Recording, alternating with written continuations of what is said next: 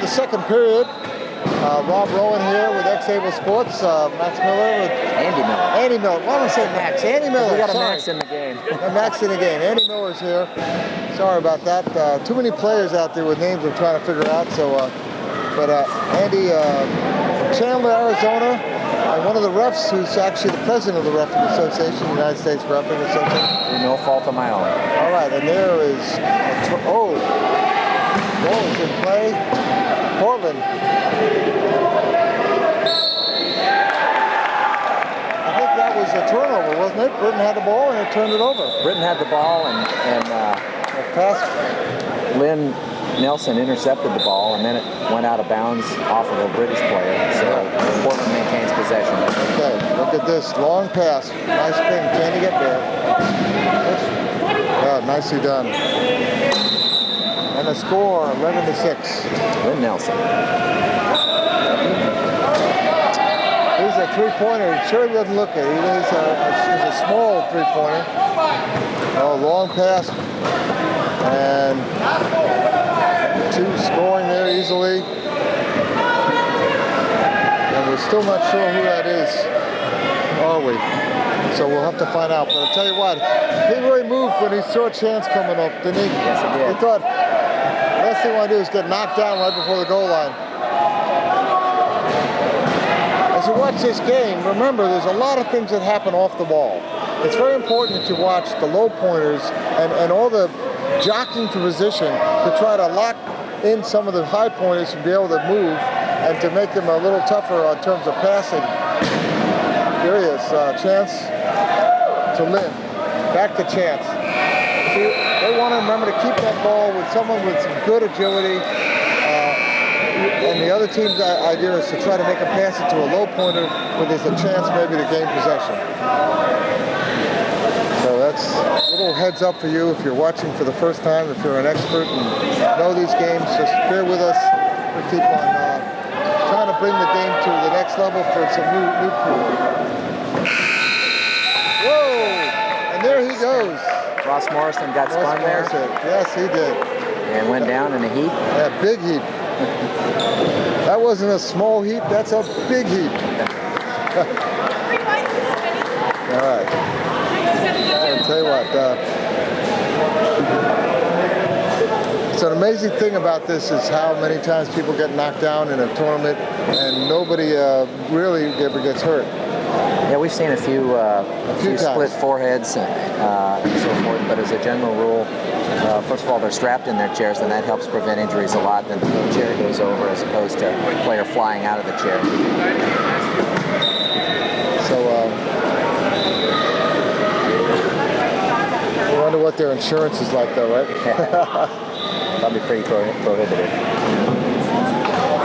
You've mentioned things going on in different parts of the court, and as referees, that's important too. The tendency as any spectator of a sport is to follow the ball. And the reason we have two officials out there is we divide the responsibilities up on the court so that there's an official that primarily has responsibility for where the ball is, and then the other official with responsibility for the whole rest of the court. That's it. Lynn Nelson with the score there.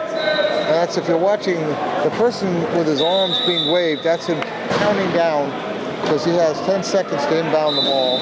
Then they have 15 to get it across the court, and then they have 40 altogether to score. Yeah, so, you'll see a visible count from the officials on 3 different occasions. One is on inbounding the ball, and as you mentioned, 10 seconds to get the ball inbounded, 15 seconds to get the ball across midcourt, and then from time to time you'll see a trap situation where a player is trapped. And then you'll see a visible count start, and they have 10 seconds to pass the ball to a teammate that's not trapped or to get themselves extricated from the trap. Almost lost possession there with that pass. Oh, look at that. Nice steal by Chance Sumner. Oh, reaching in. Illegal use of hands. You have to have some good hands to be able to get over someone like Chance and not touch him as he's going through, right? Exactly.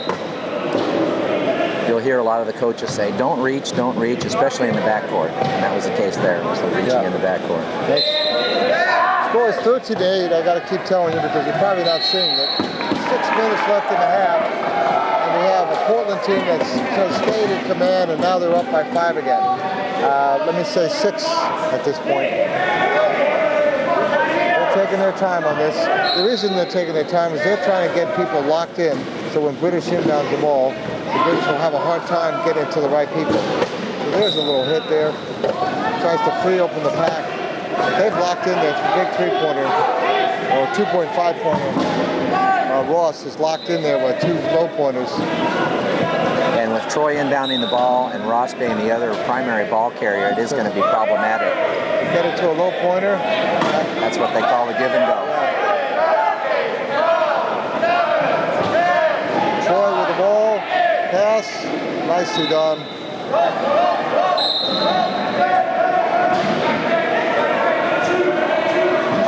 I wonder if she has who that is, because she has the number. He was in the penalty box. Anyway, ask her your number. Oh, number 7. Oh, yeah, 2. Number 2 for the British. Sometimes we need to do. Okay, Portland with the ball. Chance Sumner coming in. And a good batter. Number 3 scores it for Lynn Nelson. Halftime, I can get it. We'll find out. Halftime. Okay. Oh yeah, nice hit there. But good pass, just in time. Oh, look at that. Is there another turnover? Yes, there is. Oh, boy, that ball's still in play. Up and back. Chance Sumner got it, and the score. Portland, it's a tough defense there. Good hits. And forced that turnover, and then the ball was still in play. I think it's the difference between us, the 3-pointer having a little more speed and agility to get to the ball first. 16-9.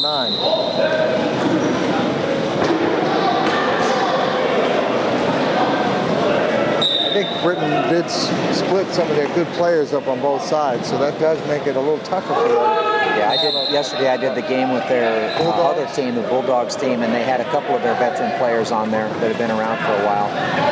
Primarily to act as mentors for some of the younger, newer players. It's been an easy score. I'm sure they're happy to have an easy one once in a while.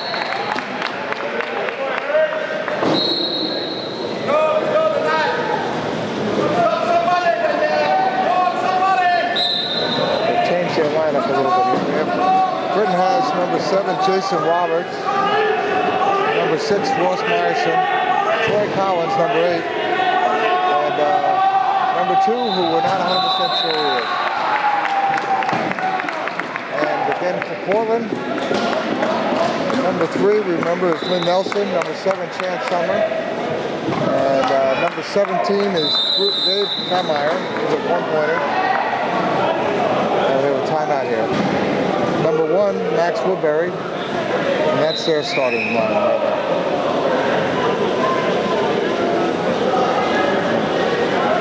now. So you see, it's fun to see all the energy. We've got 3 courts going, and players from all different teams are getting ready for their next games, as well as the ones that are playing. So it's an exciting energy going on here at the Lakeshore facility. A beautiful Lakeshore facility, I will say, on a kind of dreary Birmingham day.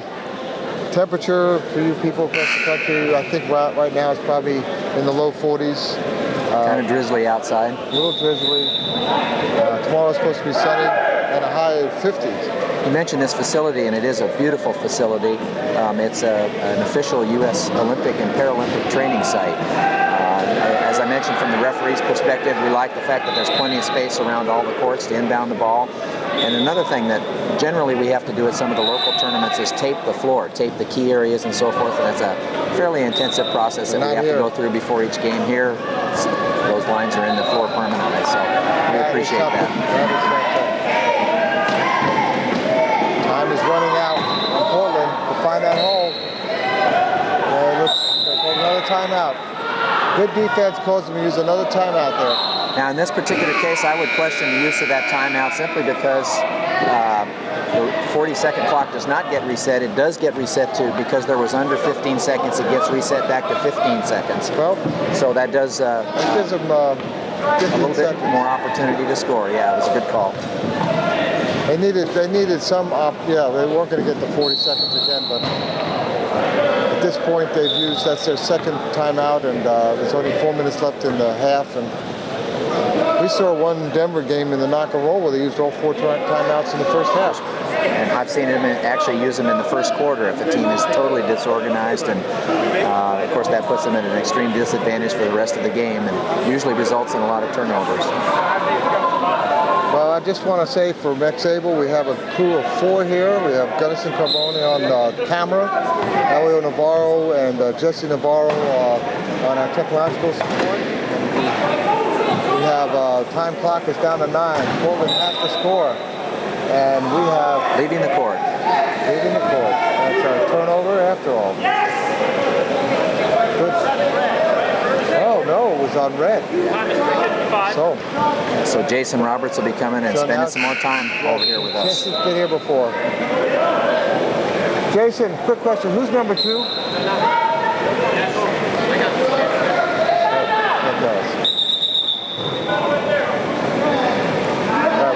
That was an interesting end for a Portland score. Yeah. They went through 2 timeouts and a penalty to get that score. All right. Oh, there's some pressure there. Time is not an issue just yet, but they have to be always conscious of the clock. Nice blocking. Oh, yes. I'll tell you what, Portland really put on some good pressure there. Pass and a score. Well done. Score there. Rip. I'm glad to see that, to find that hole with all that pressure. I believe we see Nick Springer down there on the other side.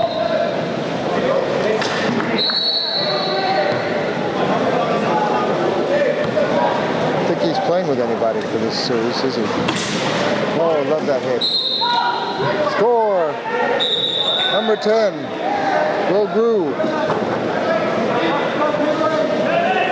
Tell you what, if you want to watch some big hits, though, when you get to the Lakeshore game, I'll tell you what, there's going to be some major crashes going on. Yeah, Lakeshore playing very well this season. Certainly is a contender for the national title. And certainly at this point, they're unbeaten here. We're going to be covering a couple of their games. Our next game, by the way, at 10:30, we'll cover Germany and Texas. Another tough team, Texas. We covered 3 Texas games today. Somehow, court 1's going to have a lot of Texas energy. Yeah, I'll actually be officiating that game, so I'm looking forward to it. All right, we'll be gentle on the officials. Okay. Looks like Portland. A lot of pressure here. Portland trying to make it, not give Britain an easy goal any which way. Time is running out. Every time you see it, there's the door, and he scores. That was Troy Collins scoring, a 2.5 player. He worked hard. We've got 2 minutes and 37 seconds. The score is 18-12. We have a 6-point difference there. Portland up over Britain. I guess this is what you would call the West against the East, huh?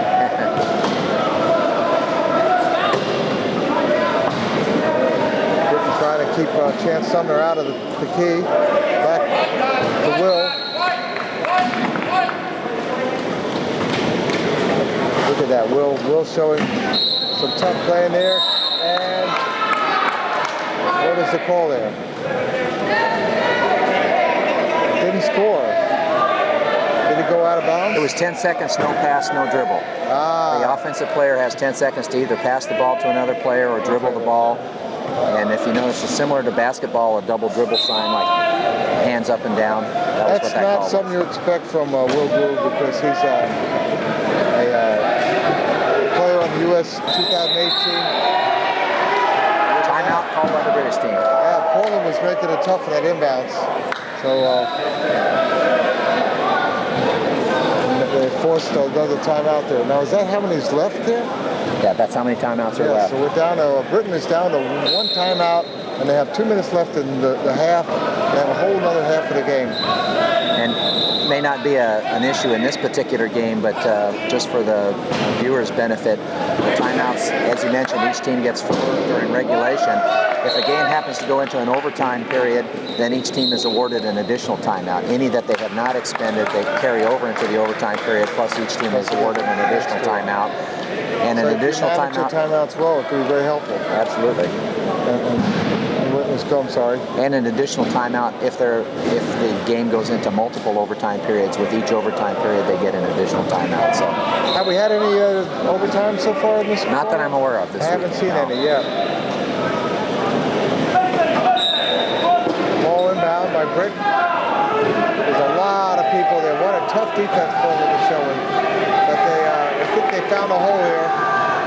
Oh, look at that. I'll tell you, every time you think they've got themselves free, there's somebody from Portland swarming.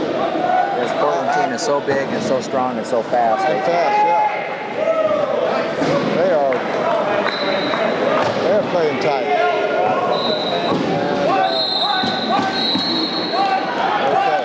So that was leaving the court on a defensive player, which resulted in a penalty goal. A penalty goal right. For the offense. The players. If you hit the guy hard enough and he crosses the line. Yeah. Players are not allowed to cross the end line on either end between the cones. Otherwise, that results in leaving the court. If it's the offensive team that commits that particular violation, then it's a turnover. Score, Portland, 19-13. By the way, how about on the sidelines? They go out anywhere, isn't it?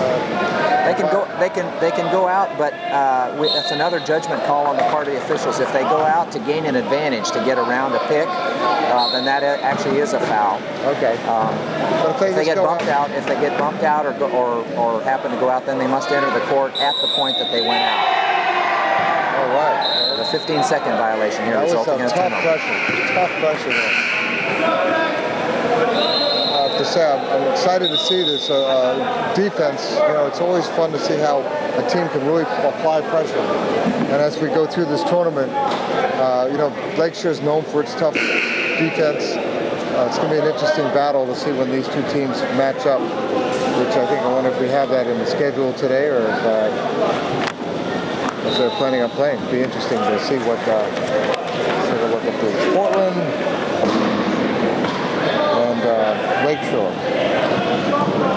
Yep, they play at 3 o'clock, and they'll be here. That'll be a very exciting game. On this court.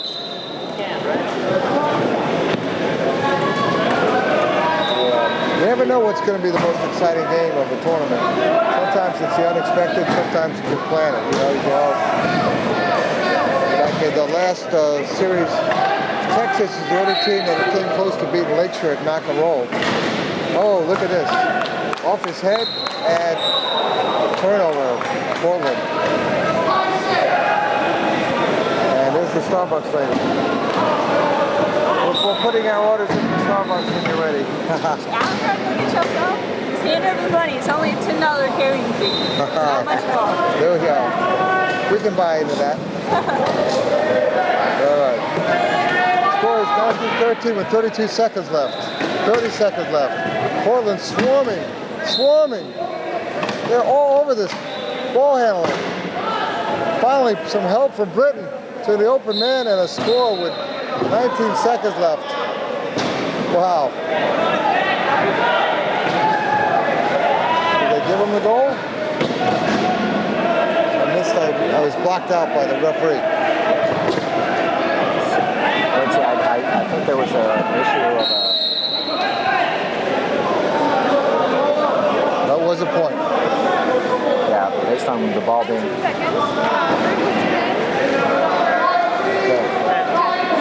10-World Rule, guilty of a vertical spin. Okay. Which is the other type of spin I was talking about before. And they scored. So they have a 3-on-4 here for a minute. And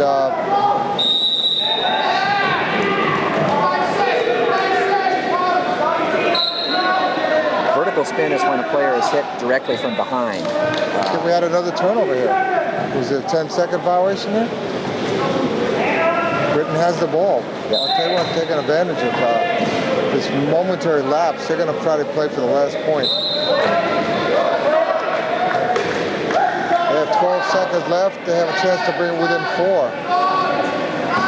And the pass and the score, 19-15.